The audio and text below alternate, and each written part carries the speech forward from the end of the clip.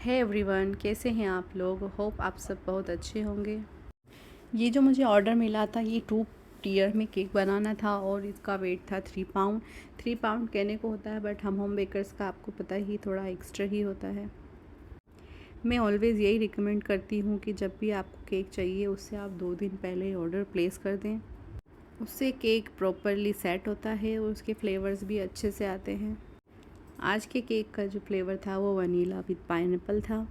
Cake को मैंने रात में ही बेक करके सेट होने के लिए फ्रिज में रख दिया था और अर्ली मॉर्निंग ही मुझे इसका बस काम शुरू करना था।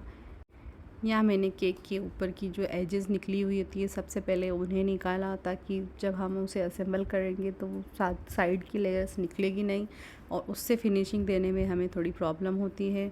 यहाँ मैंने दोनों केक्स को अच्छे से कट कर लिया है। नीचे वाले टीयर की मैंने 3 लेयर्स कट किए, ऊपर वाला थोड़ा टॉल था तो उसे मैंने 4 लेयर्स में कट किया है। इसकी भी मैंने ऊपर की थोड़ी सी एजेस निकाली है और ऊपर जो ये डोम शेप है ये निकालना बहुत ज़रूरी है, नहीं तो केक बिल्कुल फ्लैट नहीं बनता है ऊपर का। नाइफ़ से धीरे धीरे साइड में चलाते हुए धीरे धीरे आपको अंदर की तरफ नाइफ़ को ले जाना है, इससे आपकी इवनली लेयर्स कट होगी। और अगर आप बिगिनर हैं, आपसे नहीं होता, तो आप बस किनारों पे चाकू से थोड़े निशान लगा लें, उसके बाद धागे से दोनों हाथ से क्रॉस करके कट कर लें।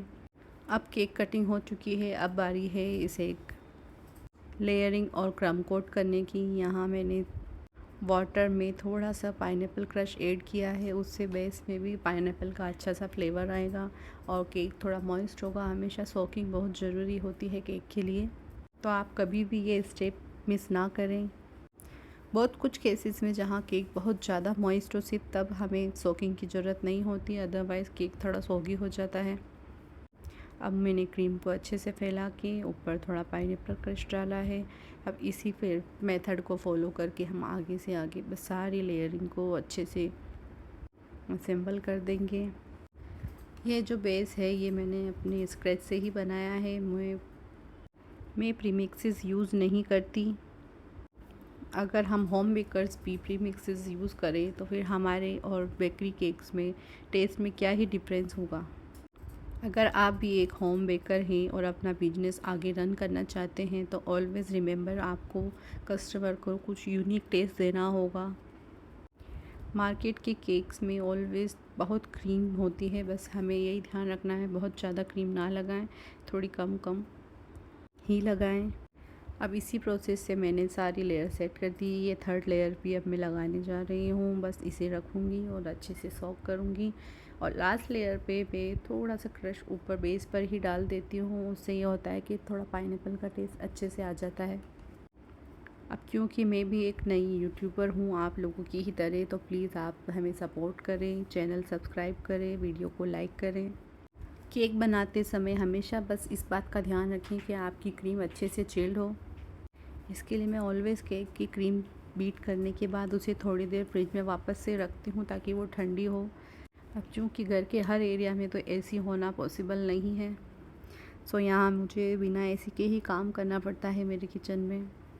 और ऐसे में क्रीम का टेम्परेचर ध्यान रखना बहुत ज़्यादा ज़रूरी है। इसे थोड़ी थोड़ी देर में हमें फ्रिज में रखना होता है वापस से। लोअर टीयर सेट होने के लिए मैंने फ्रिज में रख दिया है। अब हम अपर टीयर जो मैंने 5 इंच के टिन में बेक किया था इसकी भी क्रम कोटिंग शुरू कर देंगे। बस धीरे धीरे वही सेम प्रोसेस है, आपको लेयर बाय लेयर रखना है, उसे अच्छे से सॉक करना है। मैंने पूरे स्टेप्स शूट नहीं किए हैं क्योंकि वीडियो वैसे ही इतना लंबा हो गया था, तब मुझे कुछ कुछ पार्ट्स इसके कट करने पड़े।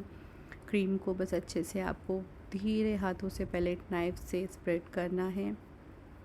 क्रीम पर कभी भी ज़्यादा प्रेशर नहीं डालना है, उससे आपकी स्मूथ फिनिशिंग आती है। मैं मोस्टली एगलेस केक्स ही बनाती हूँ क्योंकि पर्सनली मुझे भी ज़्यादा यही बेटर लगता है। इसका टेक्सचर एकदम मुंह में घुल जाने वाला होता है। आप लोगों को कोई भी डाउट या क्वेरीज़ हो तो आप कमेंट बॉक्स में मुझे पूछ सकते हैं। I am always ready to help you, क्योंकि दूसरों की हेल्प करना मुझे हमेशा ही पसंद है। मुझे इससे बहुत खुशी मिलती है क्योंकि मैंने खुद ने भी केक बनाना यूट्यूब से ही सीखा है, धीरे धीरे धीरे धीरे करते हुए। मुझे 2 से 3 महीने लगे, काफ़ी रेसिपीज़ ट्राई की, फिर काफ़ी केक बर्बाद भी हुए इस सभी में। बट वही है, जब तक आप सोच लो, दिल से ठान लो, तो आप कुछ भी कर सकते हैं। मैंने दोनों केक्स को अच्छा से फ्रीज़ में ठंडा होने के लिए आधे घंटे के लिए रख दिया था। उसके बाद ही मैं इसकी फाइनल आइसिंग करूँगी। उससे इसके जो अंदर के क्रम्स होंगे वो अच्छे से सेट हो जाएंगे और बाहर क्रीम के साथ मिक्स नहीं होंगे। दोनों टीयर्स को मैंने बिल्कुल वाइट ही रखा है, जो कस्टमर की डिमांड थी। जो उन्होंने रेफरेंस पिक्चर भेजी थी वो बस प्लेन वाइट केक ही था, उस पर कुछ फॉन्डेंट्स के टॉपर्स लगाने थे, तो बस मेरे को जल्दी से इसे फिनिश करना था। उसके बाद मुझे फॉन्डेंट का काम करना था, तो मैंने जैसे तैसे इसे फटाफट से फिनिश किया। 2 टीयर केक्स बनाना हर किसी के लिए बहुत इजी नहीं होता। ऊपर वाली टीयर को रखते हुए अभी भी काफ़ी टाइम मुझे खुद को भी काफ़ी नर्वसनेस होती है कि सही से जाएगा कि नहीं जाएगा, गिर ना जाए। और कई टाइम मैं गिरा भी चुकी हूँ अपने केक को। तो मैं ऑलवेज़ ऊपर वाला जो टीयर होता है उसके बेस में मैं एक छोटी सी, जो हमारा केक साइज़ होता है उसकी थोड़ा सा छोटा हमें डिस्क लेना होता है, उसी पर मैं केक बनाती हूँ, ताकि उसे रखने में वो केक नीचे से डैमेज होने का टेंशन नहीं रहता। और जब हम उस टीयर को इस नीचे वाले केक पर प्लेस करेंगे तो ये भी उसका वेट अच्छे से ले पाएगा और केक कहीं से भी दबेगा नहीं, बिल्कुल एज इट इज़ ही रहेगा। बस आप अच्छे से उसके बॉटम में डॉवल्स को डाल दें। डॉवल्स केक की हमेशा हाइट नाप कर ही डालें और सेंटर में जितना आपका एरिया ऊपर वाले केक का है बस उसी एरिया में डालें। उससे केक ऊपर वाले केक का वेट अच्छे से सेट ले पाएगा। वैसे अभी वापस से मौसम फिर बहुत चेंज हो चुका है, वापस से काफ़ी गर्मी हो चुकी है। ऐसे में आपको क्रीम का टेम्परेचर मेंटेन रखना बहुत ज़रूरी है। आपको थोड़ी थोड़ी देर में हर प्रोसेस के बाद केक को फ्रिज में सेट होने के लिए रखना है, नहीं तो आपकी क्रीम मेल्ट होने लगेगी। वैसे व्हिप क्रीम के साथ काम करना काफ़ी चैलेंजिंग भी होता है। अगर आपने अच्छे से मिक्स नहीं किया तो क्रीम मेल्ट होने लगती है, और अगर आपने ओवर बीट कर दिया तो उसके बाद भी आपको आइसिंग में प्रॉब्लम आएगी, क्योंकि क्रीम फटने लग जाती है। क्रीम को बस इतना ही बीट करना है कि आप उस बाउल को जिसमें भी आप क्रीम बीट करें उसे उल्टा करके चेक करना है। अगर क्रीम नीचे नहीं आ रही, या फिर आप उसकी बीटर से पिक्स बना कर देखें, अगर वो वापस नीचे नहीं बैठ रहे मतलब आपकी क्रीम प्रॉपरली बीट हो चुकी है। अब इस केक को मैंने पूरी फिनिशिंग देने के बाद एक दूसरे के ऊपर असेंबल कर दिया था, और जल्दबाजी में मैं वो पार्ट शूट करना भूल गई। केक पर मुझे कुछ स्टार्स चाहिए थे फॉन्डेंट के, और कुछ कलरफुल बलून्स, जो मैंने सिर्फ वाइट से ही बनाया। मैं ऑलवेज सिर्फ वाइट फॉन्डेंट ही लेती हूँ, उसी में अपने जो मनपसंद कलर होता है वो मैं खुद से बनाती हूँ। ब्लैक बनाने में हालांकि बहुत टाइम लगता है, डार्क कलर्स बहुत इजीली नहीं बनते हैं, बट लाइट कलर्स इजीली सभी बन जाते हैं।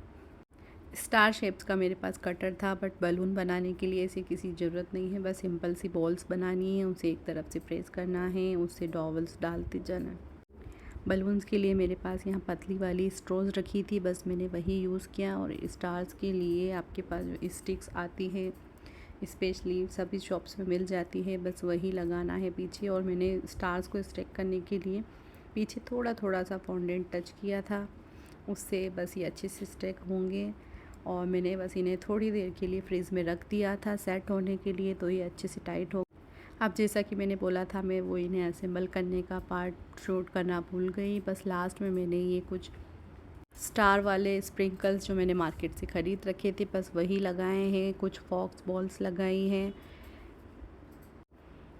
केक दिखने में जितना सिंपल था बस उतना ही ब्यूटीफुल भी था।